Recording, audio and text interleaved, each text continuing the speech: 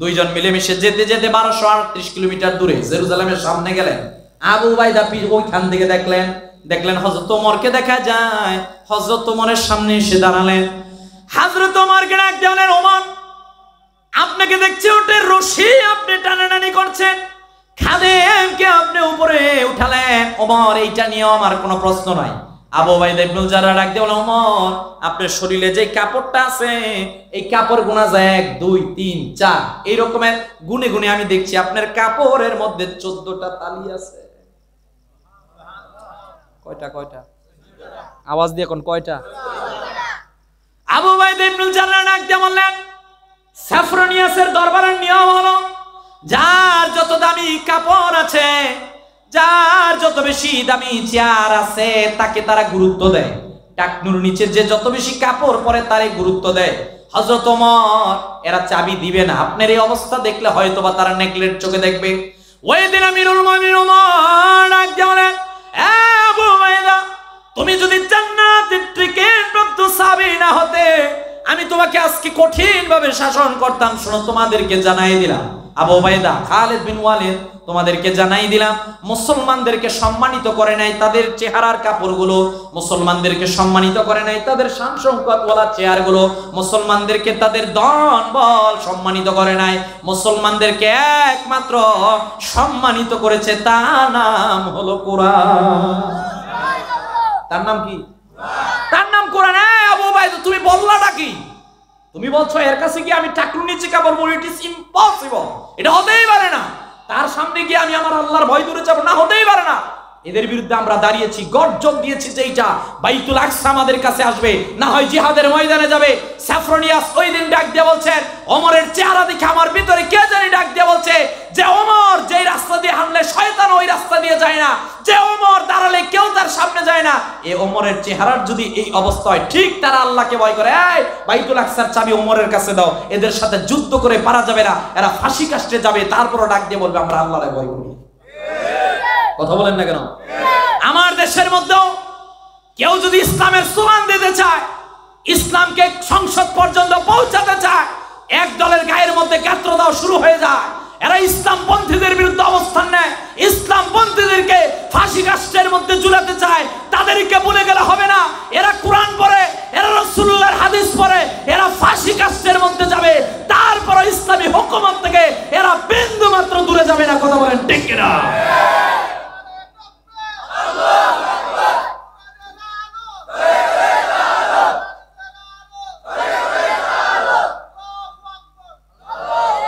ইতিহাস পড়েন, মুসলিমদেরকে ভয় দেখাবেন না। কথা বলেন। ওই যে ভারতের একটা পাগলা সাংবাদিক আছে, কি নাম জানো? থাকবে না, বাংলাদেশ থাকবে না। আছেন একটা পাগলা, দেখছেন না কেমন হকারের মতো কাজ করে? সাংঘাতিক ওইটা। প্লিজ আপনার দেশের দিকে তাকান, আমাদের নিয়ে আপনার টেনশন করা লাগবে না। যারাই নিছেন হেরাই আদর সমাদর করেন। কথা কোন নাকি? যেগুলা গেছে এরা আদর সমাদর করেন। কথা কোন নাকি?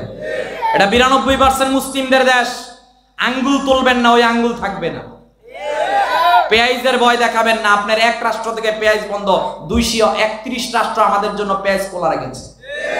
কথা বলেন না কেন? ভয় দেখাবেন না আমাদেরকে। আমরা বীরুর জাতি নয়, সিংহের জাতি। আমরা ফাঁসি কাস্টে যাব। জুলুম থেকে শুরু করে কি করেন না আলেম সমাজের উপর, কোনটা আপনারা বাদ রেখেছেন? একটাও তো বাদ রাখেন নাই। জুলুমের সীমা যখন অতিরিক্ত হয়, আল্লাহ যখন ধরে, তখন নিজের লাকিজের কাপড় নিয়ে পালানোর সুযোগও পায় না। কথা বলেন না কেন? মেকআপ বক্সও নিতে পারেন। কথা কোন নাকি? দুঃখ এক জায়গার মধ্যে মেকআপ বক্সটা নেওয়া দরকার আছে। নিতে পারছেনি? পারবে না, পারবে না, পারবে না। অত ইজ্জু মান তাশা, অত জিল্লু মান তাশা। সিদ্ধান্ত কার? আসতে বলবেন না, সিদ্ধান্ত কার? এজন্য এক পথে থাকতে হবে। এলাকার চেয়ারম্যান আলেমপন্থী, মেম্বার সাহেব আলেমপন্থী যারা আছে, আমরা এমন একটা সমাজ চাই যেই সমাজের মধ্যে শান্তি থাকবে। ওইটা লেনিন, স্টালিন, মাও সেতুনের পদ্ধতিতে হবে না, এইটা কোরআন দিয়ে হবে। তাহলে আগামীর এমন একটা সমাজ ব্যবস্থা চাই যারা আল্লাহরে ভয় করবে, যাদের মুখের মধ্যে দাঁড়িয়ে আছে, যাদের মধ্যে আল্লাহর ভয় আছে। তাদের কাছে যদি রাষ্ট্র ক্ষমতা যায়, এরা আমার সমাজকে নিরাপদ অবস্থায় নিয়ে যাবে। কথা বলেন ঠিক কিনা? আর চোর বাটপারের কাছে গেলে এরা খাইতে খাইতে, ব্যাংকও আছে 20,000 কোটি, এই ব্যাংকতে হাওলাত নেই 30,000 কোটি। দরবেশ চাচায় চিনছেন না? চাচায় দড়ি কেটে লাইছে। দরবেশ চাচা ব্যাংক থেকে এক কাতে আছে 20,000 কোটি, এই নিচে হাওলা 30,000 কোটি। নাউজুবিল্লাহ কইতেন না? প্লিজ প্লিজ প্লিজ অনুগ্রহপূর্বক করে একটা কথা বলছি, কখনো ক্ষমতা পেয়ে ক্ষমতার বাড়াবাড়ি করবেন না, কখনো অর্থ পেয়ে অর্থের বাড়াবাড়ি করবেন না, কখনো নিজের যৌবনকাল নিয়ে অহংকার করবেন না, কখনো কারো গায়ের ছিঁড়া কাপড় দিয়ে অহংকার করবেন না। আজকে হয়তো আমি আমার চাচার কাপড়ের দিকে ধর, ওনার কাপড়টা তো ভালো না, আমি জাস্ট ওনাকে নেগলেক্ট চোখে দেখছি। আরে ভাই, ওনারা যে আল্লাহ বানিয়েছেন আমারা তো ওই আল্লাহই বানিয়েছে। আজকে ওনার গায়ের মধ্যে হয়তো বা ছিঁড়া কাপড়, কালকে তো আমিও এলাকার সবচেয়ে ফকির হতে পারি। কথা বলেন না কেন? 2025 আমাদেরকে অনেক কিছু শিক্ষা দিয়েছে, এখান থেকে আমাদেরকে শিক্ষা নিতে হবে। কথা বলেন না কেন? আমিরুল মুমিনিন ওই দিন ভাষণ দিলেন, শোনো তোমাদেরকে জানিয়ে দিলাম মুহাম্মাদুর রাসূলুল্লাহ সাল্লাল্লাহু আলাইহি ওয়াসাল্লাম আমাদের কাছে কোরআন দিলেন। কোরআন কোরআন কোরআন এইটা যেইটা বলেছে এইটাকে মানো, ডানে যাবে না বামে যাবে না, এইটার ভিতরে যেইটা বলা হয়েছে ওইটাকে পালন করো, তাহলে পৃথিবীর মধ্যে শান্তি আসবে। এইবার আপনি কোরআনের একটা আইন নেন। কোরআন বলেছে যে চুর করে, যে চুরি করে তার আয়াত কেটে দাও। কথা বলেন না? কি কেটে দাও? আমারে গত 1 মাস আগে ডাকাইত ধরছে মাহফিল থেকে, বিরাট ব্রাহ্মণবাড়িয়া মাহফিল ফিরতেছি, ডাকায় 11 ডাকাইত আমাদের গাড়ি আটকেছে। গাড়ি আটকে বলছে কি আছেন দেন। তো ছোট মানুষ, এত বড় রামদাও দেখলে কি পানি থাকেনি? আছে না গেছে? এত বড় বড় চুরি, সর্বনাশ। কিছু ভাই এসে যা আছে মাহফিল ফিরতেছে আদিয়া নেন, আর যা আছে সব লয়ে যান। সব নিয়ে কিছুক্ষণ পর আবার দেখলাম, পরে আবার আসলো, আজকে হুজুর এলাম আপনার মোবাইল টোবাইল সব দিয়ে দিলাম। আমার হাদিয়াতে সবগুলো রাইখা 2000 টাকা আমার দিয়া কয় হুজুর 2000 দিলাম, রাস্তা নাস্তা টাস্তা খাইবেন, আঙ্গ টাকাই দলের লাই দোয়া করবেন। চিন্তা করলাম এগুলাই দোয়াটা কি করবো, যদি তো করে আল্লাহ হেগলায় ডাকাতি ভালো, ইমান থাকবো না। কথা কর নাকি? আমার কোরআন বলছে যে চোর চোর চোর। ওই যে হুজুর আছে সেই বুখারীর হাদিস, মদিনাতুল মুনাওয়ারার মধ্যে এক সম্ভ্রান্ত নারী চুরি করেছে। আল্লাহর হাবিব সাল্লাল্লাহু আলাইহি ওয়াসাল্লাম রায় দিয়েছেন হাত কেটে দাও। হযরত ওসামাকে পাঠানো, যাও মুহাম্মদ সাল্লাল্লাহু আলাইহি ওয়াসাল্লামকে বুঝাও এই সম্ভ্রান্ত নারীকে হাত কাটলে কত কিছুই তো হয়ে যেতে পারে। আল্লাহর হাবিব সাল্লাল্লাহু আলাইহি ওয়াসাল্লাম ডাক দিয়েছেন কোরআন যেটা বলছে ওইটা পালন করতে হবে। ওসামা তুমি আমাকে বাধা দিতে আসবে না। আল্লাহর হাবিব সাল্লাল্লাহু আলাইহি ওয়াসাল্লাম বলছেন এই চোরের দায়ে যদি আমার কন্যা ফাতেমা হতো আমি একই রায় দিতাম, তার হাত কেটে দিতাম। কথা বলেন না কেন? আজকে আমার সমাজের মধ্যে প্রকাশ্যভাবে একটা চোরকে যদি আপনি ইসলামী শরিয়া অনুযায়ী বাইতুল মুকাররমের মধ্যে প্রকাশ্যভাবে হাত কেটে দেন, আমি বিশ্বাস করি দ্বিতীয় দিন চোর খুঁজে পাওয়া যাবে না।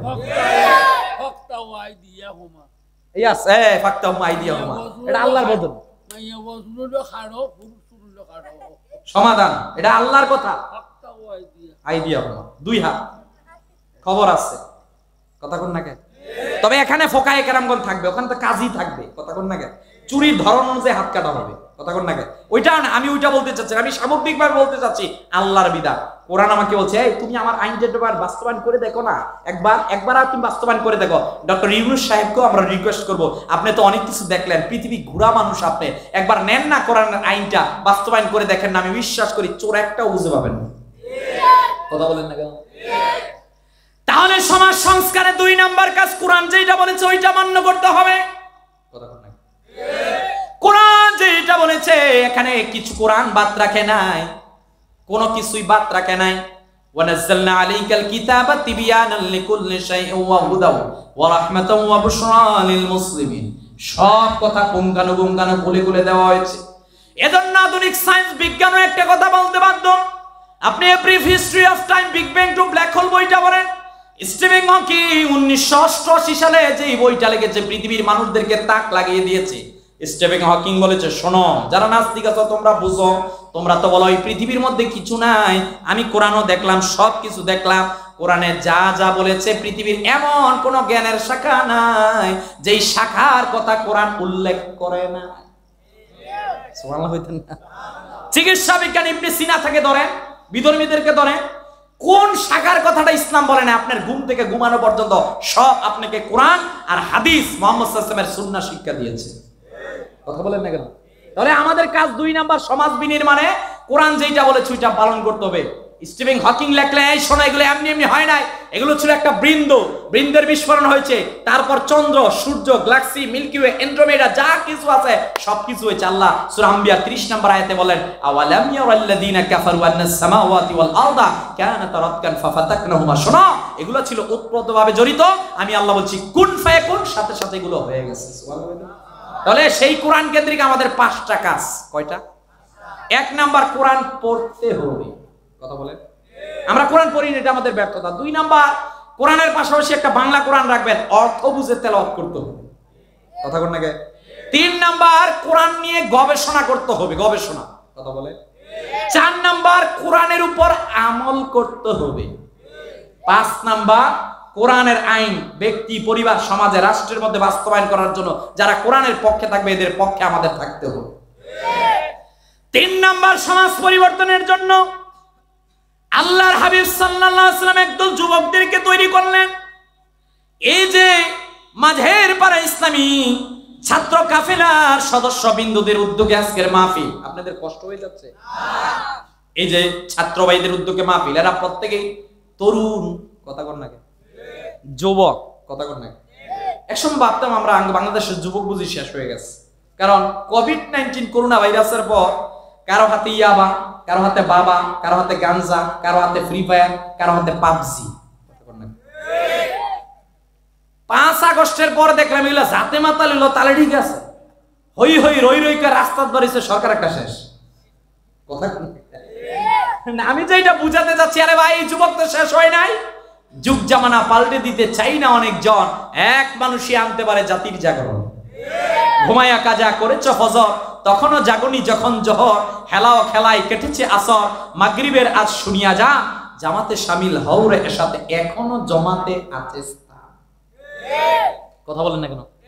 আমি ধন্যবাদ জানাই মাঝের পাড়া আমার জুবায়ের ভাই সহ আপনারা যারা এখানে আছেন, নেতৃস্থায়ী সম্মানিত মুরব্বিয়া নিজাম, সম্মানিত আলেম সমাজ, সম্মানিত সুদী, আপনাদের প্রতি আমি করজোর হাত জোর করে বলছি, যেই মাঝের পাড়া ইসলামী ছাত্র কাফেলার সদস্যরা আজকের মাহফিল সাজিয়েছে, এরা প্রমাণ করছে এরা ভালো। কথা বলেন না কেন? আমার চেয়ারম্যান সাহেব বলেছে এরা যদি এখানে ইচ্ছে করলে তো একটা গানের কনসার্টও করতে পারতো, যদি বলতো যে আপারে আনবো ওইটাও পারতো। কথা বলেন না কেন? করে নাই কেন? আপনাদের সন্তান এগুলো সুপুত্র হয়েছে, আপনাদের সন্তানগুলো ভালো, এরা আল্লাহতে বিশ্বাসী, এরা মুহাম্মদ সাল্লাল্লাহু আলাইহি ওয়াসাল্লামের সুন্নাহ পালনে বিশ্বাসী, এরা বিশ্বাস করছে আমার সমাজে হলে হবে একটা ভালো কাজ, হলে হবে একটা তাফসীরুল কোরআন মাহফিল, একটা গানের আয়োজন আমরা করব না, এই তাফসীরুল কোরআন সাজাতে যত ত্যাগ তেজিকা, যত মানুষের কথা শুনতে হয় সব শুনবো, তারপর একটা কোরআনের বাগান সাজাবো। কথা বলেন না কেন?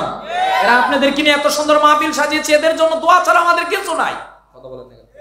আল্লাহ হাবিব সাল্লাল্লাহু আলাইহি ওয়াসাল্লাম সমাজ বিনির্মাণের জন্য 3 নাম্বার পয়েন্ট আকারে রাখলেন, যুবক তৈরি করলেন। সাইয়েদনা ওমর ফারুক 26 কিংবা 27 বছর বয়সে যেদিন তিনি মুসলমান হলেন, আল্লাহর হাবিব মুহাম্মদ সাল্লাল্লাহু আলাইহি ওয়াসাল্লামের কাছে গেলেন। তিনি আল্লাহ হাবিব সাল্লাল্লাহু আলাইহি ওয়াসাল্লামকে ডাকলেন, হুজুর 1 নাম্বার আমার প্রশ্ন, আল্লাহ সত্য কিনা, 2 নাম্বার প্রশ্ন ইসলাম সত্য কিনা, 3 নাম্বার প্রশ্ন কোরআন সত্য কিনা, 4 নাম্বার প্রশ্ন মুহাম্মদ সাল্লাল্লাহু আলাইহি ওয়াসাল্লাম আপনি সত্য কিনা। আমিরুল মুমিনিন এই রকমের প্রশ্ন করলেন। নবীজি ডাকতে বলেন, ওমর তোমার আমি জানাই দিলাম যতগুলো প্রশ্ন তুমি আমার কাছে করেছো সবগুলোই তো সত্য। হযরত ওমর এবার ডাকতে বলেন, হুজুর আপনি আমার অনুমতি দেন। রাসূলুল্লাহ সাল্লাল্লাহু আলাইহি ওয়াসাল্লাম অনুমতি দিলেন। হযরত ওমর আল্লাহর ঘর কাবার সামনে গিয়ে দাঁড়ালেন। আল্লাহর ঘর কাবার সামনে দাঁড়িয়ে বললেন, আবু জাহাল, উতবা, শাইবা, ওয়ালিদ বিন মুগীরা, বড় বড় কাফেরেরা তোমরা শোনো রে, তোমাদেরকে জানাই দিলাম এতদিন পর্যন্ত মুহাম্মদ সাল্লাল্লাহু আলাইহি ওয়াসাল্লামের বিরুদ্ধে তোমরা কথা বলতা, আল্লাহর হাবিবকে নিয়ে কটূক্তি করতা, নবীজির সম্মানকে তোমরা ছোট করতা। আমি ওমর মুসলমান হয়েছি, তোমাদেরকে জানাই দিলাম আমি ওমরের তরবারি আর কোষবদ্ধ থাকবে না। আমি তোমাদেরকে জানাই দিলাম আজকের পর থেকে কেউ যদি আল্লাহর হাবিবের বিরুদ্ধে কেউ একটা স্লোগান দেয়, আমি ওমরের তরবারি দিয়ে তার সঙ্গে ফয়সালা হবে। যুবক সাহাবী, আপনি যুবককে যেটা বুঝাবেন, মনে করেন এলাকার এই তরুণদেরকে বুঝালেন, এই ভাতিজা একটা মাহফিল সাজাবো 5 লাখ টাকা লাগবে, দেখবেন আর 1 সপ্তাহ পরে প্রবাসীদের ফোন দিবে, ব্যবসায়িকদের ফোন দিবে, ঈদগাহ বাজারের মধ্যে গিয়ে টাকা তুলে 5 দিন পরে আপনার হাতে দিয়ে চাচা নেন 5 লাখ তুইলা দিলাম। কথা বলেন না কেন? একই যুবককে আবার আপনি যখন বলেন ভাতিজা এখানে একটা গানের কনসার্ট করবো, চাচা কি 5 লাখ লাগবে, অপরবাসীদের বোন দিবে, বাজারে যাবে, 5 দিন পরে দেখবেন আপনার হাতে এনে 5 লাখ টাকা দিবে। কথা বলেন না কেন? এখন বিষয় হলো আপনার কাছে, আপনি এদেরকে কোন পথে গাইডলাইন দিবেন? কথা বলেন না কেন? আপনি যদি এদেরকে ভালো বুঝাতে পারেন সমাজের মধ্যে অন্যায় হবে না, আপনি যদি এদেরকে গঠন করতে পারেন এরা আপনার মৃত্যুর পর কবরে যাবে, কবরের পাশে গিয়ে দোয়া করবে, এরা আপনার মৃত্যুর পর ইসরার সবের মাহফিল করবে, এরা আপনার মৃত্যুর পর আপনার জন্য আপনার বাড়ির জন্য দোয়া করবে, আপনি এদেরকে যেই পথে নিবেন এরা ওই পথেই যাবে। কথা বলেন না কেন? তাহলে সেইদিনা ওমরে ফারুক ডাক দেওয়া চাই, আজকের পর থেকে যে ইসলামের বিরুদ্ধে স্লোগান দিবা, কোরআনের বিরুদ্ধে স্লোগান দিবা, মুহাম্মদ সাল্লাল্লাহু আলাইহি ওয়াসাল্লামের বিরুদ্ধে স্লোগান দিবা, আমি ওমর তাকে ছেড়ে দিব না, আমার তরবারি দিয়ে তার সঙ্গে ফয়সালা হবে। কথা বলেন না কেন? শাতিমে রাসূল যে আল্লাহর হাবিবের বিরুদ্ধে যে কটূক্তি করে, মুহাম্মদ সাল্লাল্লাহু আলাইহি ওয়াসাল্লামকে জিগালাগালি করে, 4 মাযহাবের ফতোয়া, এর দুনিয়ার মধ্যে বেঁচে থাকার কোনো অধিকার নেই। কথা বলেন না কেন? সাম্প্রতিক সময়ে আমরা দেখেছি যে যারা শিক্ষা কমিশনের মধ্যে রয়েছে কয়েকজনের নাম আমরা দেখলাম, রাখাল রাহা নামক এই রকমের কয়েক ব্যক্তি যারা পাঠ্য পুস্তকের মধ্যে আল্লাহর হাবিবের শানে বেয়াদবি করেছে। কথা বলেন না কেন? সর্বস্তরে তাওহীদি জনতা, মুসলিম জনতা প্রতিবাদ জানিয়েছে, বাংলাদেশের মধ্যে আন্দোলন হয়েছে। আমরা এই কথা দ্ব্যর্থহীনভাবে বলতে চাচ্ছি, এখন সেই সময় নাই যে দাদা বাবুরা তোমাদেরকে রক্ষা করবে। যারা ইসলামের বিরুদ্ধে স্লোগান দিতে আসবে, যারাই কোরআনের বিরুদ্ধে স্লোগান দিতে আসবে, যারাই আল্লাহর হাবিবের শান মান ইজ্জত নিয়ে টানাটানি করতে আসবে, বাংলাদেশের মুসলমানেরা তাদেরকে বিনা চ্যালেঞ্জে ছেড়ে দিবে না। কথা বলেন ঠিক কিনা? ওই স্বপ্ন পায়ের নিচে ফেলেন। আমার নবীর বিরুদ্ধে কথা বলে আপনি কোন দলের, আমি দেখবো না। কথা বলেন, আমি দেখবো না আপনি কোন দলের। আপনার নেতার বিরুদ্ধে গালাগালি করলে আপনার খারাপ লাগে, আপনার বাবারে গালি দিলে আপনার খারাপ লাগে, আমাদের সরকারে দোয়া, আমাদের হাট, আমাদের কলিজা, রহমতের নবীকে কেউ গালি দিলে, তোমার বাবাকে যেমনি গালি দিলে তোমার খারাপ লাগে, এর থেকে কোটি গুণ বেশি আমাদের খারাপ লাগে। কথা বলেন না কেন? এজন্য আমার জাতীয় কবি কাজী নজরুল ইসলাম লেখলেন, রাসূলের অপমানে যদি কাঁদে না তোর মন, মুসলিম নয় মুনাফিক, তুই রাসূলের দুশমন। কথা বলেন না কেন? আমার রসুলকে কেউ গালি দিলে আমরা তার পক্ষে থাকবো?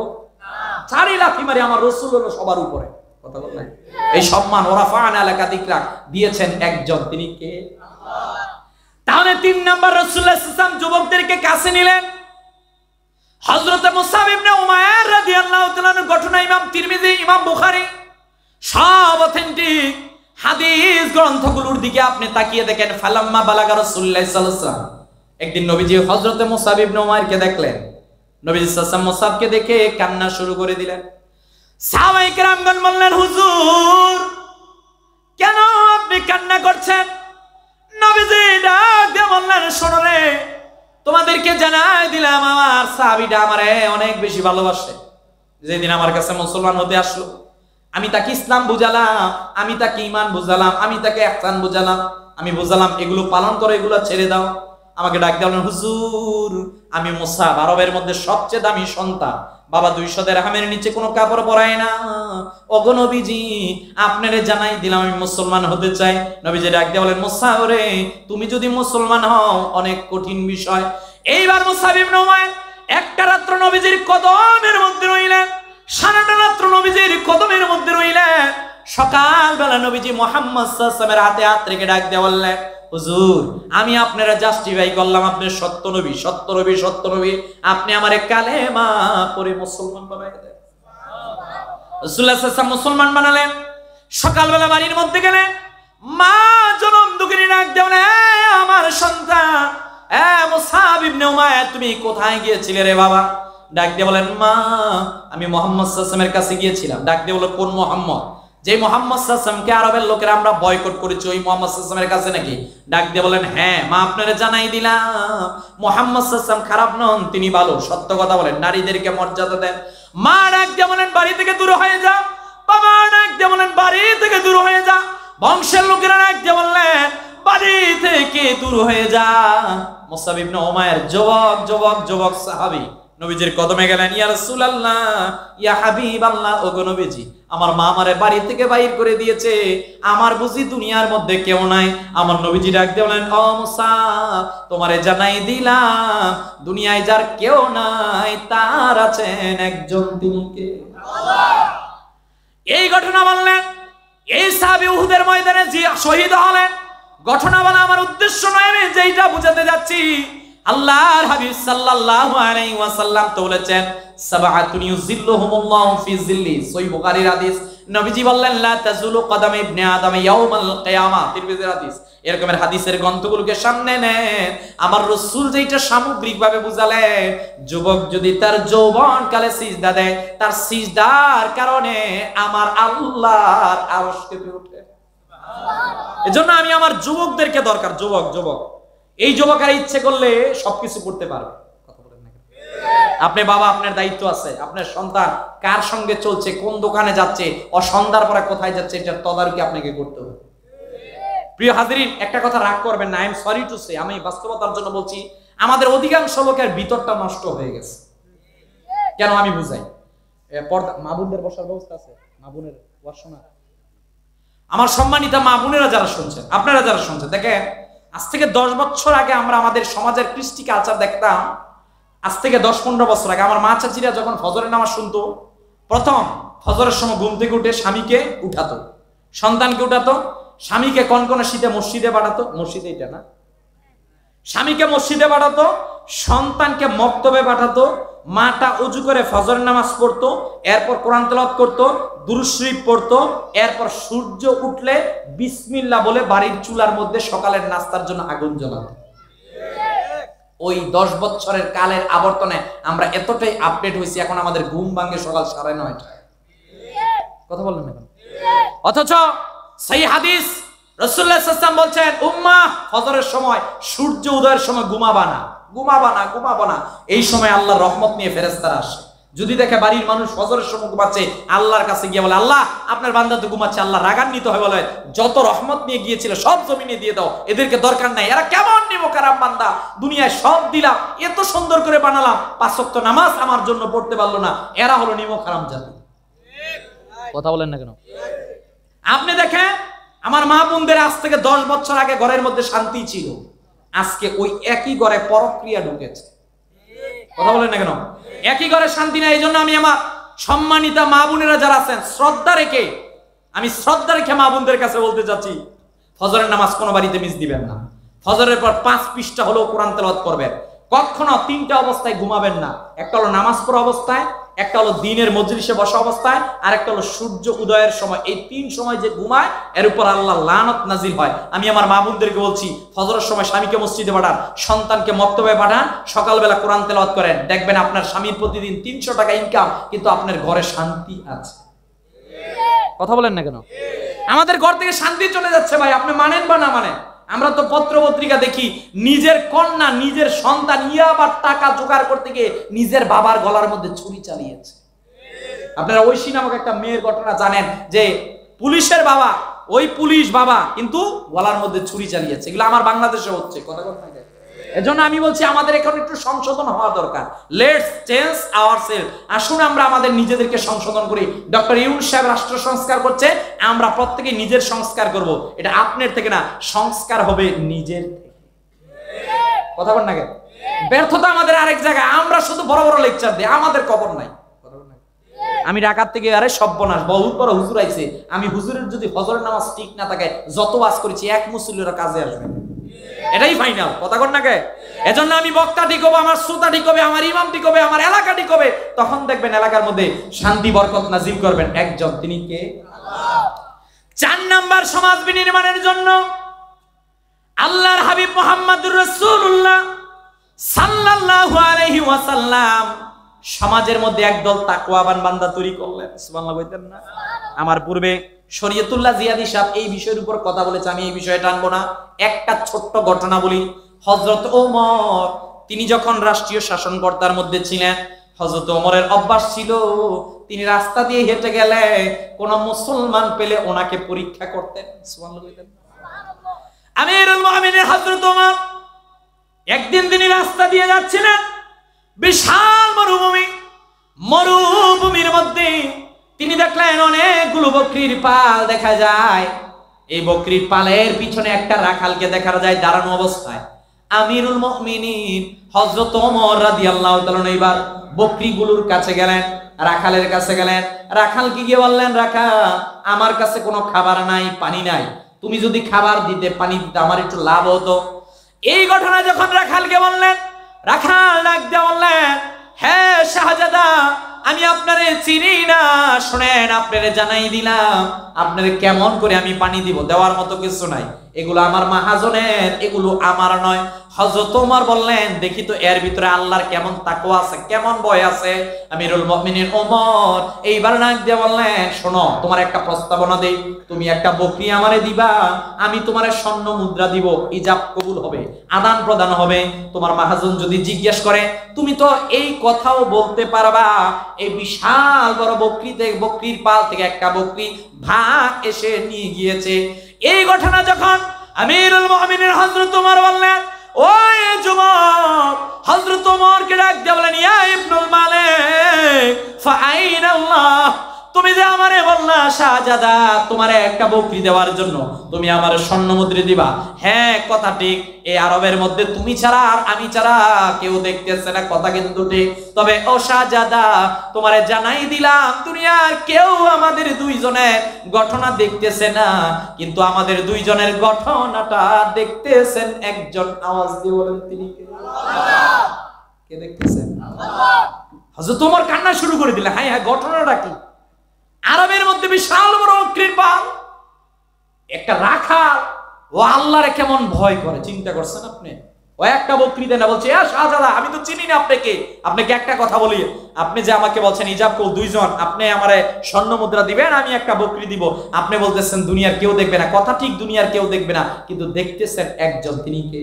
আল্লাহ। হযরত ওমর ডাক দিয়ে বলেন, তুমি আমার চিনো নাই? বলে, আমি তো চিনি নাই। বলছে, আনা আমিরুল মুমিনিন সাইয়েদনা ওমর ফারুক, আমি ওমর। ওই যুবক ডাক দিয়ে বলছেন, আমার ভুল হয়ে গেছে। কয়, না তোমার ভুল হয় নাই। হযরত ওমর ডাক দিয়ে বলেন, রাখাল, তোমাকে জানিয়ে দিলাম, তোমার মতো আল্লাহওয়ালা তাকওয়াবান বান্দা পৃথিবীর মধ্যে যতদিন থাকবে, ততদিন পৃথিবীর মধ্যে মুসলমানদেরকে কেউ নিষ্পেষিত করতে পারবে না। কথা বলেন ঠিক কিনা? এই ভয় তো আমাদের মধ্যে নাই। কথা কোন নাকি? দুর্নীতিতে আমাদের দেশ শেষ। কথা বলেন না? আপনি মানেন বা না মানেন, কেন যাবে এইদিকে আমরা? ফাইল যখন আমার মেম্বার সাহেব, চেয়ারম্যান সাহেব, ক্যাবিনেটের সদস্য, প্রধানমন্ত্রী, প্রেসিডেন্টের কাছে যাবে, তিনি চিন্তা করবেন, এখানে আমি কলমের এক সিগনেচার দিয়ে 1 কোটি, 10 কোটি, 20 কোটি খেয়ে ফেলতে পারি না। দুনিয়ার কেউ দেখতেছে না, সিগনেচারটা দেখতেছেন একজন, তিনি কে? আল্লাহ। আল্লাহ দেখতেছেন। এই ভয় যখন আমাদের মধ্যে থাকবে, তখন আমি তাকওয়াবান বান্দা। কথা কোন ঠিক কিনা? আল্লাহ রাব্বুল আলামিন বললেন, তাকওয়া যাদের মধ্যে থাকবে, আলা ইন্না আউলিয়া আল্লাহি লা খাউফুন আলাইহিম ওয়া লা হুম ইয়াহজানুন আল্লাযীনা আমানু ওয়া কানু ইয়াত্তাকুন। বলেন আল্লাহু আকবার। আল্লাহ ডাক দিয়ে বলেন, বন্ধু আমার, তারা যারা আল্লাযীনা আমানু, ঈমান আনে, ওয়া কানু ইয়াত্তাকুন, তাকওয়া অর্জন করে।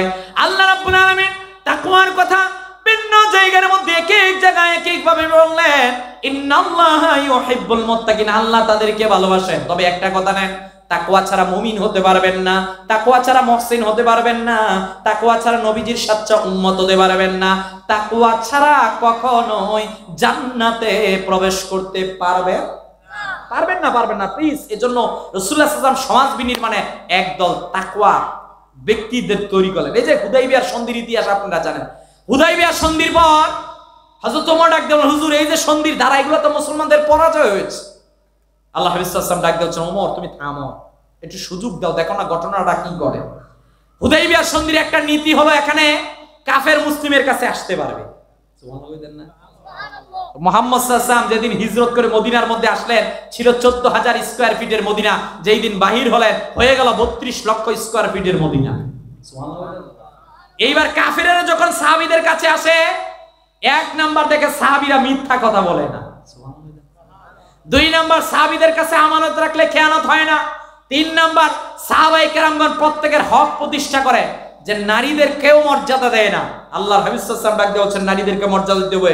এই নারী কারো ঘরে গেলে বোন, এই নারী কারো ঘরে গেলে স্ত্রী, এই নারী কারো ঘরে গেলে মেয়ে, এই নারী কারো ঘরে গেলে জান্নাত তোমার মা।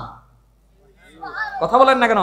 পৃথিবীর মধ্যে একটা বর্ণবাদ বলতে একটা কথা আছে। দেখবেন আমেরিকার মধ্যে কিছুদিন পর পর শ্বেতাঙ্গরা কৃষ্ণাঙ্গদেরকে গুলি করে মারে। কথা বলেন না কেন? সুন্দর যারা, এরা কালোদেরকে মারে। মুহাম্মদ সাল্লাল্লাহু আলাইহি ওয়াসাল্লাম প্রথম আরবের মধ্যে সে যে কৃষ্টি কালচারগুলো পায়ের নিচে পৃষ্ঠ প্রদর্শন করলেন, এর মধ্যে একটা বর্ণবাদকে পৃষ্ঠ প্রদর্শন করলেন। হযরত বেলাল ইবনে রাবাহকে ডাক দিয়ে বলে, এই বেলাল এদিকে আসো। ইয়া রাসূলুল্লাহ সাল্লাল্লাহু আলাইহি ওয়াসাল্লাম, হুজুর কি বলবেন? রাসূলুল্লাহ সাল্লাল্লাহু আলাইহি ওয়াসাল্লাম ডাক দিয়ে বলেন, বেলাল তুমি হাঁটো মদিনার মধ্যে, আমি আবার শুনি জান্নাতের মধ্যে। কি এমন আমল করো? হুজুর আমল তো এরকমের নাই। ইয়া রাসূলুল্লাহ সাল্লাল্লাহু আলাইহি ওয়াসাল্লাম, দুঃখ একটা আমার, আরবের মানুষগুলো আমাকে এত কষ্ট দিয়েছে যা বলে শেষ করতে পারবো না।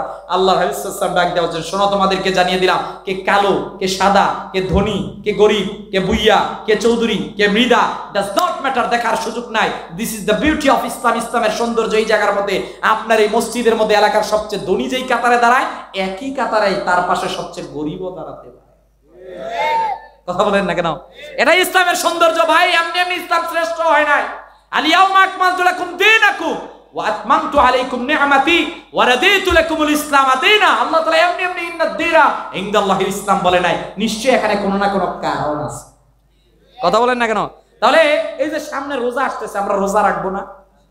আমরা এখানে অনেকে আছি কিন্তু নামাজ পড়ি না। কথা বলেন না? পাক্কা নিয়ত, হুজুর এশা পড়ি নাই, আজকে ওয়াজ শুনে এমন একটা গন্দিম কালকার নয়। কথা বলেন না কেন? প্লিজ আমি রিকোয়েস্ট করছি ভাই, যেই বাড়িতে নামাজ নাই ওই বাড়িতে শান্তি নাই। প্লিজ আমি রিকোয়েস্ট করছি, যে নামাজ পড়বে না ওর আল্লাহর সাথে কানেক্টিভিটি নাই। ও হয়তো বা সাময়িক সময়ের জন্য বিজয়ী হতে পারে, চূড়ান্ত বিজয় আল্লাহ নামাজীদেরকে দিয়েছেন। কদ আফলাহাল মুমিনুন আল্লাযীনা হুম ফি সালাতিহিম খাশিউন। কথা বলেন ঠিক কিনা? এরপর 5 নাম্বার, মুহাম্মদ সাল্লাল্লাহু আলাইহি ওয়াসাল্লাম সমাজ সংস্কারের জন্য থিওরি দিলেন, এই তোমাদেরকে সত্যবাদী হতে হবে। সুবহানাল্লাহ। ইয়া আইয়ুহাল্লাযীনা আমানুত্তাকুল্লাহা ওয়া কুলু কাওলান সাদীদা। সত্য কথা বলো, সত্য কথা থেকে দূরে যাবে না। সাহাবায়ে কেরামগণ নবীজির কদমের মধ্যে আসলেন, ইয়া রাসূলুল্লাহ, ইয়া হাবিবাল্লাহ সাল্লাল্লাহু আলাইহি ওয়াসাল্লাম, আপনি আমাদেরকে এমন কথা বলেন, এমন ওয়াজ করেন। রাসূলুল্লাহ সাল্লাল্লাহু আলাইহি ওয়াসাল্লাম বলেন, সত্যবাদী হও। যেই দিন নবীজির উপর হেরা গুহার মধ্যে ওহী নাজিল হওয়া শুরু হয়ে গেল, নবীজি সাল্লাল্লাহু আলাইহি ওয়াসাল্লাম হযরতে খাদিজা রাদিয়াল্লাহু তাআলা আনহার কাছে আসলেন। হযরতে খাদিজা রাদিয়াল্লাহু তাআলা আনহাকে ডাক দিয়ে বললেন, খাদিজা, তোমারে জানাই দিলাম খাদিজা, হযরতে জিবরাইল আমার উপর ওহী নিয়ে আগমন করেছে রে খাদিজা। কেমন জানি লাগছে। হযরতে খাদিজা ডাক দিয়ে বললেন, ইয়া রাসূলুল্লাহ, ইয়া হাবিবাল্লাহ সাল্লাল্লাহু আলাইহি সাল্লাম, ওগো নবীজি আপনাকে একবারের জন্য জানাই দিলাম, আপনি টেনশন করবেন না, আমার আল্লাহ আপনারে সম্মানিত করবেন, কারণ আপনি আরবের মধ্যে সবচেয়ে বড় সত্যবাদী। সবচেয়ে বড় রাসূলুল্লাহ সাল্লাল্লাহু আলাইহি ওয়াসাল্লাম সত্যবাদী ছিলেন, কারণ আল্লাহর হাবিব সাল্লাল্লাহু আলাইহি ওয়াসাল্লাম পরিবর্তন করেছে কেমনে? আরবের লোকেরা দেখেছে মুহাম্মদ সাল্লাল্লাহু আলাইহি ওয়াসাল্লাম মিথ্যা কথা বলেন না। কথা বলেন না কেন? আপনি রাগ করবেন না, আমি তো মালয়েশিয়ায় লেখাপড়া করেছি পিএইচডি করার সুবাদে। আমি দেখেছি আমাদের যারা ফ্রেন্ড সার্কেল আছে, এরা ভিন্ন ধর্মের অনুসারী, কেউ খ্রিস্টান, কেউ ইহুদি, আমি দেখেছি এদের সাথে চলে এরা মিথ্যা কথা বলেন। কথা বলেন, আমি দেখেছি, মাফ করবেন, আমার মুসলমান ভাইরা মিথ্যা কথা বলে। কথা বলেন না কেন? প্লিজ, এটা তো আমাদের গুণ, সত্য কথা বলা আমাদের গুণ, কিন্তু আমরা নিতে পারছি না। ইহুদি খ্রিস্টানেরা জানে কোরআন যেটা বলছে এটা সত্য কথা।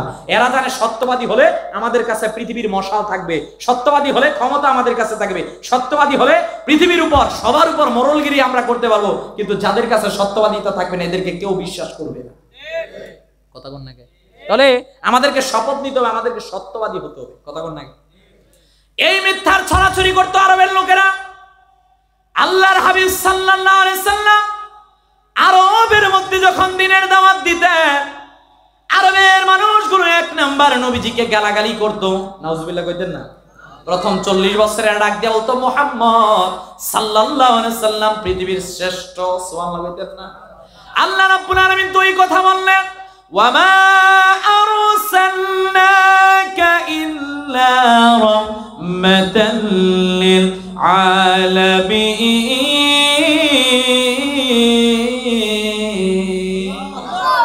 আল্লাহ বললেন, এই হাবিব রহমাতাল লিল আলামিন হিসেবে পাঠিয়েছি। হাবিব মিথ্যা কথা বলে না, হাবিব সত্যবাদী। 5 নাম্বার, রাসূলুল্লাহ সাল্লাল্লাহু আলাইহি ওয়াসাল্লাম সত্যবাদী একদল লোক তৈরি করলেন। 6 নাম্বার, রাসূলুল্লাহ সাল্লাল্লাহু আলাইহি ওয়াসাল্লাম সমাজের মধ্যে উদারতার নীতি দিলেন। ভাই এখানে আমি লেকচার দিতেছি, 2 ঘন্টা লেকচার দিতেছি, মনে করেন 2 ঘন্টা কি সব কথাই আমার সঠিক হবে? কথা বলেন না, আমার ভুল হতেও পারে। আপনি আমার হিতাকাঙ্ক্ষী বলে আমার এই যেটা ভুল হয়েছে এটা দরিয়ে দিবেন। কথা বলেন না, এটা আপনার দায়িত্ব। রাসূলুল্লাহ সাল্লাল্লাহু আলাইহি ওয়াসাল্লাম কেমন উদার নীতি এনেছেন দেখেন আপনি। আল্লাহর হাবিব সাল্লাল্লাহু আলাইহি ওয়াসাল্লাম প্রথম 40 বছরে, যে আমার চেয়ারম্যান সাহেব বলছিলেন কিছুটা, প্রথম 40 বছরে এত সত্য আর সাদেক আল আমিন হলেন আরববাসীর কাছে। 40 বছরে নবুয়ত প্রকাশিত। আরবের নিজের আপন চাচা আবু লাহাব মুহাম্মদ সাল্লাল্লাহু আলাইহি ওয়াসাল্লামের বিরুদ্ধে কথা বললেন, নিজের বংশের চাচা আবু জাহেল, নিজের এলাকার চাচা আবু জাহেল নবীজির বিরোধিতা করলেন, ওতবা, সায়েবা, ওয়ালিদ বিন মুগিরা মুহাম্মদ সাল্লাল্লাহু আলাইহি ওয়াসাল্লামের বিরোধিতা করলেন। আরবের লোকেরা এমন কোনো কষ্ট নাই। হযরত ফাতেমা রাদিয়াল্লাহু তাআলা আনহা বলছে, আমার বাবা যখন নামাজের মধ্যে দাঁড়াতো আমি তাকিয়ে দেখতাম ওটের নাড়িভুড়িগুলো এনে আমার বাবার মাথার মধ্যে তারা ছিটিয়ে দিত। নাউজুবিল্লাহ বলবেন না? চূড়ান্ত সিদ্ধান্ত নিজের মাতৃভূমি ছাড়তে তারা বাধ্য করলো। নাউজুবিল্লাহ বলে কি কষ্টটাই দেয় নাই। তায়েফের মধ্যে যখন গেলেন, তায়েফের যুবকগুলো হাতের মধ্যে বড় বড় পাথর নিয়ে নিক্ষেপ করতে লাগলো। তায়েফের যুবকেরা আল্লাহর হাবিব সাল্লাল্লাহু আলাইহি ওয়াসাল্লামকে এহেন কোনো কষ্ট নাই যে দেয় নাই। তারপর আল্লাহর হাবিব সাল্লাল্লাহু আলাইহি ওয়াসাল্লাম দ্বীনের দাওয়াত থেকে দূরে যায় নাই। এইবার হিজরত করে মদিনাতুল মুনাওয়ারার মধ্যে গেলেন। মদিনার মধ্যে গিয়ে প্রথম সমস্যা মুনাফিকের সমস্যা, আব্দুল্লাহ ইবনে উবাই ইবনে সালুল। দ্বিতীয় সমস্যা ইহুদি সমস্যা। এই রকমের সমস্যা। খায়বারের যুদ্ধের পর বিষ প্রয়োগ করে মুহাম্মদ সাল্লাল্লাহু আলাইহি ওয়াসাল্লামকে হত্যার ষড়যন্ত্রগুলো, এত সমস্যা, এত কিছুর পর যেই দিন আল্লাহ বললেন ইন্না ফাতাহনা লাকা ফাতহাম মুবিনা, ইয়া রাসূলুল্লাহ সাল্লাল্লাহু আলাইহি ওয়াসাল্লাম আপনার জন্য সুসংবাদ আসতেছে। মুহাম্মদ সাল্লাল্লাহু আলাইহি ওয়াসাল্লাম মক্কা থেকে মদিনার মধ্যে গেলেন, মদিনা থেকে মক্কার মধ্যে গেলেন, আল্লাহর ঘর কাবার সামনে ডাক দিয়ে বলেন, শোনো আরববাসীরা, আজকে তোমাদের আমার সম্পর্কে কি রায়? আরববাসীরা ওই দিন বলেছেন নিশ্চিত আজকে মাথা থেকে আপনি শরীর আলাদা করে দিবে। রাসূলুল্লাহ সাল্লাল্লাহু আলাইহি ওয়াসাল্লাম ডাক দিয়ে বলছেন, আরববাসীরা তোমাদেরকে জানিয়ে দিলাম আমি তোমাদেরকে, আরববাসীরা ওয়ান্তুমুত তুলাকা। রাসূলুল্লাহ সাল্লাল্লাহু আলাইহি ওয়াসাল্লাম ডাক দিয়ে বলছেন, আরবের মক্কার ঘরের সামনে দাঁড়িয়ে তোমরা আমারে যত কষ্ট দিয়েছিলে আজকে সব মাফ করে দিলাম। ওই না আরব আওয়াজ দিয়ে বলে মাফ মাফ। এজন্য ক্ষমার নীতিটা আমাদের আনতে হবে। কথা বলেন ভাই? আপনি কখনো বিদ্বেষ ছড়িয়ে কাউকে কাছে আনতে পারবেন না, ভালোবাসা দিয়ে তাকে কাছে আনতে পারবেন। কথা বলেন না কেন?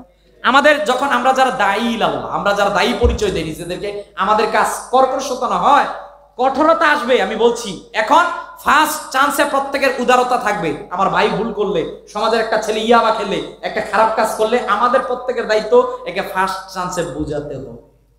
কথা বলেন না? 7 বছর বয়সে সন্তানকে বলবেন নামাজ পড়তে হবে, 10 বছর পর্যন্ত শুধু বলবেন, কিন্তু 10 বছর যখন হবে তখন আর উদারতার নীতি চলবে না, তখন কঠোরতার নীতি। কথা কন নাকি? কঠোরতার নীতি কেমন? সাইয়েদনা আলী রাদিয়াল্লাহু তাআলা, হযরত আলী রাদিয়াল্লাহু তাআলা একদিন এক ইহুদিকে আঘাত করছেন। হযরত আলী রাদিয়াল্লাহু তাআলা অনেক আঘাত করলেন, ইহুদিটা থুতু নিক্ষেপ করলো হযরত আলী রাদিয়াল্লাহু তাআলার চেহারার দিকে। সাহাবায়ে কেরামগণ দেখলেন হযরত আলী রাদিয়াল্লাহু তাআলা চিন্তা করে তাকে ছেড়ে দিয়েছেন। সাহাবায়ে কেরামগণ ডাক দিয়ে বলছেন, সাইয়েদনা আলী বিষয়টা তো বুঝলাম না, কিছুক্ষণ আগে তাকে এত আঘাত করলেন এখন ছেড়ে দিলেন, হোয়াট ইজ দ্য রিজন? কারণ কি? সাইয়েদনা আলী বলছেন, শোনো, কিছুক্ষণ পূর্বে সে মুহাম্মদ সাল্লাল্লাহু আলাইহি ওয়াসাল্লামের শানে কটূক্তি করেছে। আমি জানি যে মুহাম্মদ সাল্লাল্লাহু আলাইহি ওয়াসাল্লামের শানে কটূক্তি করে আর দুনিয়ার মধ্যে বেঁচে থাকার অধিকার নাই। কথা বলেন না কেন? আমি তাকে আঘাত করেছি, কিন্তু এখন সে থুতু নিক্ষেপ করেছে আমার ভিতর থেকে, আমাকে ওয়াসওয়াসা দিচ্ছে আমার নফস, আলী তোমাকে সে থুতু নিক্ষেপ করেছে, তুমি তারে আরো মারো। আমি জানি ওয়াসারিউ ইলা মাগফিরাতিন মির রাব্বিকুম ওয়া জান্নাতিন আরদুহা আস-সামাওয়াতু ওয়াল আরদ। আল্লাহ সুসংবাদ দিয়েছেন ক্ষমার দিকে যাও। আল্লাহ বলছেন তোমাদেরকে জান্নাতের দিকে যাও। আমি জানি ব্যক্তিগত আক্রোশ থেকে কেউ যদি কাউকে ক্ষমা করতে পারে আল্লাহ ডাবল পুরস্কার দিবে। আমি আলী এতক্ষণ তাকে শাস্তি দিয়েছিলাম আমার রাসূলকে কষ্ট, সাল্লাল্লাহু আলাইহি ওয়াসাল্লামকে কষ্ট দেওয়ার জন্য, এখন আমি তাকে ছেড়ে দিয়েছি ব্যক্তিগত আক্রোশ থেকে, আমি তাকে ছেড়ে দিয়েছি, তাকে যে আঘাত করলাম না এইটার পুরস্কার আমি আমার আল্লাহর কাছ থেকে দিব। সুবহানাল্লাহ বলেন না? এজন্য কখনো ক্ষমার নীতি, আবার কখনো কঠোর নীতি। সন্তান 10 বছর থেকে নামাজ না বলে একে প্রহার করতে হবে। কথা বল না কেন? শরীয়ত বিধান দিয়েছে, ওই শরীয়তের বিধানের অভাইলাট কেউ করলে তার বিরুদ্ধে শাস্তি প্রয়োগ করতে হবে, তখন আপনাকে ক্ষমার নীতি আনলে হবে না। 7 নাম্বার, রাসূলুল্লাহ সাল্লাল্লাহু আলাইহি ওয়াসাল্লাম সমাজ বিনির্মাণের নিয়ম দিলেন, আইনের শাসন বাস্তবায়ন করতে হবে। কথা বল না কেন? আইনের শাসন। আমি সমাজের নেতৃত্বে আমার রিলেটিভ ভাই যদি অন্যায় করে তাকে শাস্তি দিতে হবে। কথা বলেন না কেন? আমরা দেই না, স্বজনপ্রীতি করি না, স্বজনপ্রীতি করা যাবে না, ইসলাম এইটাকে গ্রহণ করে না। 8 নাম্বার, সব ধরনের অশ্লীলতার বিরুদ্ধে আমাদেরকে এক কাতারে দাঁড়াতে হবে। গান গাওয়া জায়েজ না হারাম? সবাই বলেন জায়েজ না হারাম? নেশা খাওয়া জায়েজ না হারাম? যৌতুক নেওয়া জায়েজ না হারাম? বেপরদার সহিত চলা জায়েজ না হারাম? হারাম আপনারা বললেন। এজন্য সব ধরনের অশ্লীলতার বিরুদ্ধে আমাদেরকে দাঁড়াতে হবে। 9 নাম্বার, রাসূলুল্লাহ সাল্লাল্লাহু আলাইহি ওয়াসাল্লাম সমাজ বিনির্মাণ নীতি দিলেন সকলের অধিকার নিশ্চিত করা। ভাই বোন দুইজনের সম্পর্ক আছে, আবার দুইজনের বাবার থেকে সম্পত্তি আছে। কথা কন নাকি? আমাদের সমাজে একটা কথা আছে যে অংশ নিবে সে ধ্বংস হয়ে যাবে। কথা বলেন, এটা আপনাদের দিকে না, আমাদের ঢাকার দিকে আছে, অংশ নিলে নাকি ধ্বংস হয়ে যায়। নাউজুবিল্লাহ কইতেন না? কে তোমাকে এই অধিকার দিয়েছে এই কথা বলা? ইসলাম কোরআন যেটা বলছে এটা মান্য করো। বাবার কাছ থেকে মেয়ে সম্পদ পাবে, এটা কোরআনের বিধান। কথা বলেন না কেন? এতদিন বোনকে অনেক ভালোবাসতো, যেই দিন বোন এসে গেছে ভাই আমার তো পরিবার চলে না, কিছুটা দাও বাবার হাতে, কয় তুই আমার বোনই না। কথা বলেন না প্লিজ প্লিজ, আমি রিকোয়েস্ট করছি, প্রত্যেকের অধিকার। আপনার প্রতিবেশী যদি না খেয়ে মারা যায়, এজন্য আল্লাহর কাঠগড়ায় দাঁড়াতে হবে। কথা বলেন না কেন? এই বাবার একটা ঘটনা বলি। রাসূলুল্লাহ সাল্লাল্লাহু আলাইহি ওয়াসাল্লামের তাবিঈন ছিলেন আব্দুল্লাহ ইবনে মুবারক রাহমাতুল্লাহ আলাইহি। ইমাম ইবনে শিরিন ওনার কিতাবের মধ্যে উল্লেখ করলেন, আব্দুল্লাহ ইবনে মুবারকের জামানায় তিনি হজ করতে গেলেন। হজের কাজ সম্পূর্ণ করে আল্লাহর ঘর কাবার সামনে তিনি একটু হালকা নিদ্রা অবস্থার মধ্যে রইলেন। ঘুমও না আবার জাগ্রতও না। তিনি এবার দেখলেন স্বপ্নের মধ্যে দুইজন ব্যক্তি, একজন মানুষ আর একজনকে বলছে, শোনো তোমাদেরকে জানিয়ে দিলাম এই বছর 6 লক্ষ হাজি হজ করেছে। এই 6 লক্ষ হাজির হজকে আমার আল্লাহ এক ব্যক্তির উসিলায় কবুল করে নিয়েছে। ব্যক্তির নাম সিরিয়ার আব্দুল্লাহ ইবনে মুওয়াক্কিফ। হযরত আব্দুল্লাহ ইবনে মুবারকের ঘুম ভেঙে গেল। আব্দুল্লাহ ইবনে মুবারক রাহমাতুল্লাহ আলাইহি এইবার আরব থেকে বর্তমান সিরিয়ার উদ্দেশ্যে গেলেন। অনেক খোঁজাখুঁজি করে আব্দুল্লাহ ইবনে মুওয়াক্কিফকে বাইর করলেন। আব্দুল্লাহ ইবনে মুওয়াক্কিফকে বাইর করে ডাক দিয়ে বলেন, আব্দুল্লাহ তুমি কি করো পেশায়? ডাক দিয়ে বলল, আমি পেশায় হলো মুচি। মুচি চিনছেন? মুচি কি করে? ঠিক আছে, যাক আমাদের ঢাকার সাথে। আমি পেশায় হলাম মুচি, জুতা সেলাই করি। ডাক দিয়ে বলে, এ ভাই আর কি কোনো কিছু করো কি করো না? বলছে না, আর কিছু করি না। বলছে ভাই তোমার একটা ঘটনা বলি। বলো কি ঘটনা? আমি আল্লাহর ঘর কাবার সামনে ছিলাম। আমি আল্লাহর ঘর কাবার সামনে হালকা তন্দ্রাচ্ছন্ন অবস্থার মধ্যে ছিলাম। দুইজন ব্যক্তি আমার ঘুমের ঘরের মধ্যে বলল, এই বছর আব্দুল্লাহ ইবনে মুওয়াক্কিফের উসিলায় আমার আল্লাহ 6 লক্ষ হাজির হজ কবুল করেছে। আব্দুল্লাহ কি এমন আমল করো যে আমলের কারণে আমার আল্লাহ তোমার 6 লক্ষ হাজির হজকে কবুল করেছে? হযরত আব্দুল্লাহ ডাক দিয়ে বলেন, ও ভাই আমি তো আপনাদের চিনি না। আপনার একটা কথা বলি, আমার ওই রকমের কোনো আমল নাই, তবে একটা ঘটনা বলি। আমার জীবনের লালিত স্বপ্ন ছিল জীবনে একবার আল্লাহর ঘরে যাওয়া, জীবনে একবার হজ করা। এজন্য আমি মুচির কাজ করতাম। প্রতি বছর কিছু না কিছু আমি সংগ্রহ করতাম, দিনার দিরহাম এই রকমের সম্পদ সংগ্রহ করতাম। করতে করতে এই বছর 30,000 স্বর্ণ মুদ্রা জমা করলাম। হজে যাব। হজে যাওয়ার কয়েকদিন আগে আমার স্ত্রী কোন এক জায়গায় গিয়েছিল। বাড়ির মধ্যে দুপুরের খাবার নাই। আমার প্রতিবেশী যে আছে, আমার স্ত্রী বাড়ির প্রতিবেশীর কাছে গেল। ওই বাড়ির স্ত্রী যে আছে তার কাছে গিয়ে বলল, আমাদের বাড়িতে খাবার নাই, আপনার বাড়িতে যে খাবার আছে আমাদের খাবার দেন। ডাক দিয়ে বলল, শুনেন আমাদের ঘরেতে আজকে গোশত পাক হয়েছে, কিন্তু গোশতটা আমাদের খাওয়া জায়েজ, কিন্তু আপনাদের জন্য জায়েজ নাই। আপনাদের জন্য জায়েজ নাই। এই কথা যখন বললেন, আব্দুল্লাহ ইবনে মুওয়াক্কিফের ভিতরে বারবার ধাক্কা দিচ্ছে, কেন? শরীয়ত তো সবার জন্য একটা। কথা বল না কে? ঢাকায় যে আজান আপনাদের তো একই আজান। কথা বল না কে? সুদ খাওয়া হারাম, আপনাদের জন্য যেই নিয়ম আমাদের জন্য একই নিয়ম। কথা কি বললেন? আব্দুল্লাহ ইবনে মুওয়াক্কিফের স্ত্রী ডাক দিয়ে বলেন, কেন এই কথা আপনি কি বলতে চাইলেন?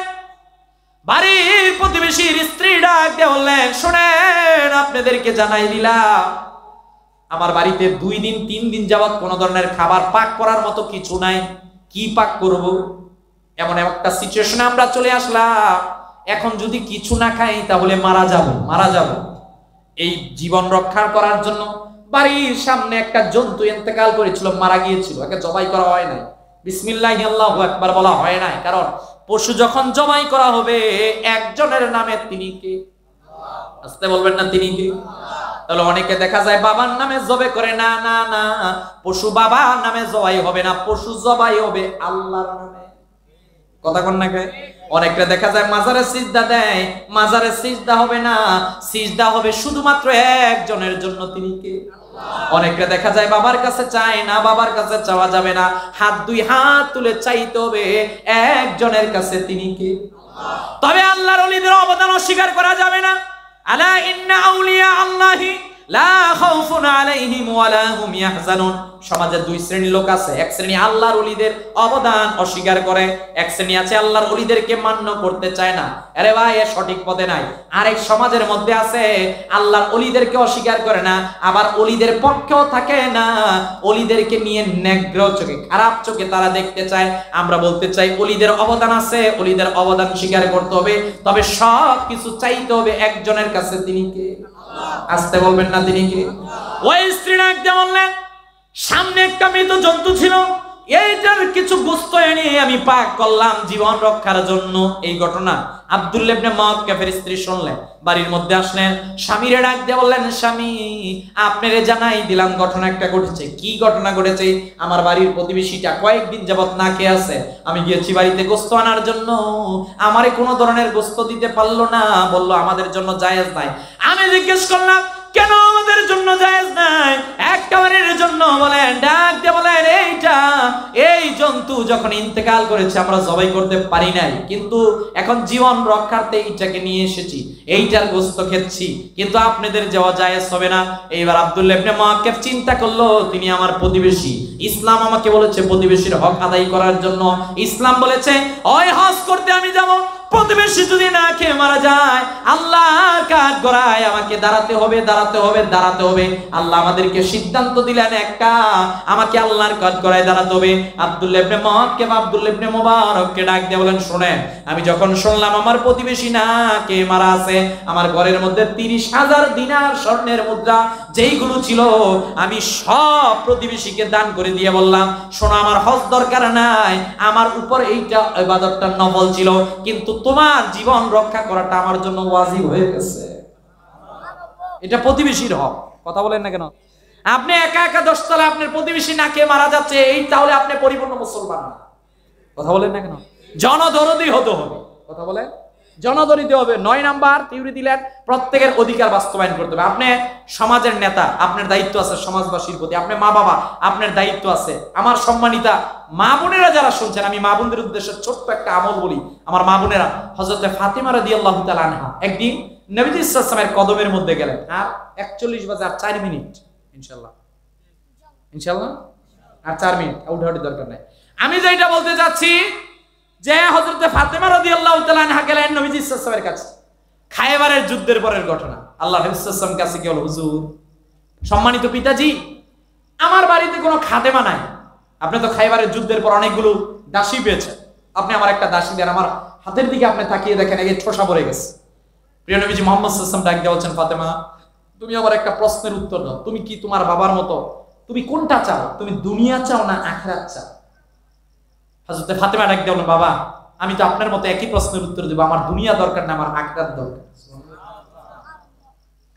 আল্লাহর হাবিব সাল্লাল্লাহু আলাইহি ওয়াসাল্লাম হযরত ফাতেমাকে ডাক দিয়ে বললেন, ফাতেমা, তোমারে জানাই দিলাম, তোমার মাধ্যমে আমার উম্মতের নারীদেরকে জানাই দাও, পরিবারে যত কষ্ট আছে, দুঃখ আছে, যন্ত্রণা আছে, যাতনা আছে, কাজটা যত বড় হোক না কেন, উম্মতদেরকে ডানা, উম্মতের নারীদেরকে জানাই দাও, তারা যাতে ফরজ নামাজের পর সুবহানাল্লাহ 33 বার, আলহামদুলিল্লাহ 33 বার, আল্লাহু আকবার 34 বার এই আমলটা করে। ফাতেমা, আমার উম্মতের যেই নারী ফরজ নামাজের পর এই 3টা আমল করবে, পরিবারে যত বড় দুঃখ থাকুক না কেন, আমার আল্লাহ মুহূর্তের মধ্যে দুঃখটাকে দূরীভূত করে দিবেন। আবার এই আমলটা এক দরিদ্র সাহাবী মুহাম্মদ সাল্লাল্লাহু আলাইহি ওয়াসাল্লামের কাছে শুনে, হুজুর, সব সওয়াব তো ধনীরা নিয়ে যাচ্ছে, ওরা দান করে, আমরা করতে পারি না, ওরা তো সব দিকে এগিয়ে, আমরা কেমনে পারবো তাদের সব? রাসূলুল্লাহ সাল্লাল্লাহু আলাইহি ওয়াসাল্লাম ডাক দিয়েছেন, এদিকে আসো, তুমি ফরজ নামাজের পর সুবহানাল্লাহ 33 বার, আলহামদুলিল্লাহ 33 বার, আল্লাহু আকবার 34 বার পড়বা, একটা হজ আর উমরার সওয়াব পাবা। আল্লাহর হাবিব সাল্লাল্লাহু আলাইহি ওয়াসাল্লাম বলছেন, এই টেনশন কি, দড়ি হয়েছে দে, কি হয়েছে, তুই তো গরিব, তুই আগে, এর বহুত আগে জান্নাতে যাবি। কথা কন নাকি? ও লাকিজ বাইর করবে, লাকিজ বাইর করে ওর সামানা দেখাবে। কথা কন নাকি? আর তত কিচ্ছু নাই, লাকিজ নাই, সামানা নাই, আমল নাই, তুই ফার্স্ট চান্সে আল্লাহর কাছে দাঁড়াবি, আল্লাহ দেখবে তোর ওই রকমের হারাম নাই, গুনাহ নাই, কোনো খারাপ কাজ নাই, তুই তো ফার্স্ট চান্সে তার 500 বছর আগে এমনি জান্নাতে যাবি। সুবহানাল্লাহ বলেন না? এজন্য ধনী হওয়া এটাও খারাপ বিষয় নয়, গরিব হওয়া এইটাও খারাপ বিষয় নয়, তবে গরিব থেকে ধনী হতে গিয়ে হারাম পন্থায় টাকা নেওয়া যাবে না। কথা কোনটা? 9 নাম্বার হলো সকলের অধিকার নিশ্চিত করতে হবে। 10 নাম্বার শেষ পয়েন্ট যেটা, সেইটা হলো আপনার এলাকার মধ্যে বিধর্মীরা থাকবে, আপনি বিধর্মীদেরকে নিরাপত্তা দিবেন। কথা কোন নাকি? স্বাধীনতার 53 বছরের ইতিহাস আপনি দেখেন, আপনার পার্শ্ববর্তী রামুর ঘটনা আমরা জানি, যেগুলো ছিল রাজনৈতিক ফায়দা, এগুলো পূর্বের সরকার এই রাজনৈতিক ফায়দা হাসিল করার জন্য করেছিল, কিন্তু কোনো একজন মুসলমান একটা হিন্দুদের ধর্মীয় উপাসনালয়, খ্রিস্টানদের ধর্মীয় উপাসনালয়, বৌদ্ধদের ধর্মীয় উপাসনালয়ের মধ্যে কোনো একটা মুসলমান আঘাত করে নাই। কথা বলেন না কেন? করে নাই, যেগুলো এগুলো রাজনৈতিক ফায়দা হাসিল করতে গিয়েছে। কথা বলেন না কেন? এটার নাম মুসলমান। আমার 32 দাঁতের ভিতরে আমার জিহ্বা নিরাপদ না অনিরাপদ? নিরাপদ। আপনি কামড় দেন না তো, সেভ করেন। আপনার এলাকায় বিধর্মী থাকবে, তবে তাদের কোনো ধর্মীয় অনুষ্ঠানে আপনি যেতে পারবেন না। এদের কোনো ধর্মীয় অনুষ্ঠানে আপনি যেতে পারবেন না। আর মেয়ের একটা বিয়ে দিতে পারতেছেন না, টাকা দরকার দিবেন। লেখাপড়া করতে পারতেছেন না, টাকা দরকার দিবেন। ওকে যত ধরনের হেল্প করা সব করবেন। তবে সে তো মুশরিক, সে তো শিরক করতে চায়, সে শিরক করে, তার ইবাদত যেটা সেটা তার ধর্মের জন্য, আমাদের সাথে যুক্ত হবে না। এই যে 10টা পয়েন্টের উপর কথা বললাম, এই 10টা কাজ আল্লাহ রাসূল সাল্লাল্লাহু আলাইহি ওয়াসাল্লাম সামনে দিলেন, আরো অনেক কাজ দিলেন। এইবার মুহাম্মদ সাল্লাল্লাহু আলাইহি ওয়াসাল্লাম বলেন তোমরা সমাজের কাজ করো। এইবার 1 নাম্বার, যখন মুহাম্মদ সাল্লাল্লাহু আলাইহি ওয়াসাল্লামকে সবাই অনুসরণ করে, ইনি মিথ্যা কথা বলেন না, ইনি সবচেয়ে সত্যবাদী, উনি সবচেয়ে সুন্দর চরিত্রের অধিকারী, ওনার সবচেয়ে সুন্দর চরিত্র। 1 নাম্বার আরববাসী দেখলো, 2 নাম্বার আরববাসী দেখলো কোরআন যা বলছে এটার মধ্যে কোনো ভুল নাই, সব সত্য কথা, কোরআন যা বলছে এগুলো ইউনিভার্সাল ট্রুথ। 3 নাম্বার মুহাম্মদ সাল্লাল্লাহু আলাইহি ওয়াসাল্লাম যুবকদেরকে কাছে টেনে নিলেন। 4 নাম্বার মুহাম্মদ সাল্লাল্লাহু আলাইহি ওয়াসাল্লাম তাকওয়াবান বান্দাদেরকে কাছে নিলেন। 5 নাম্বার মুহাম্মদ সাল্লাল্লাহু আলাইহি ওয়াসাল্লাম সত্যকে প্রচার করলেন। 6 নাম্বার তিনি উদারতার নীতি সমাজে দিলেন। 7 নাম্বার আইনের শাসন বাস্তবায়ন করলেন। 8 নাম্বার সব ধরনের অস্থিরতার বিরুদ্ধে তিনি সকলকে এক কাতারে দাঁড় করালেন। 9 নাম্বার সকলের অধিকার নিশ্চিত করলেন। 10 নাম্বার বিধর্মীদেরকে তিনি সব ধরনের সহানুভূতি দিয়ে তাদের সিম্পটম, তাদের সমাজের মধ্যে বসবাস করার অধিকার দিলেন। 10টা আলামত, আরো আলামত যখন মুহাম্মদ সাল্লাল্লাহু আলাইহি ওয়াসাল্লাম দিলেন সমাজের মধ্যে, এইবার সবাই বলল ঠিকই তো, মুহাম্মদ সাল্লাল্লাহু আলাইহি ওয়াসাল্লাম যে সমাজ ব্যবস্থা দিয়েছে এইটার মধ্যেই শান্তি আছে।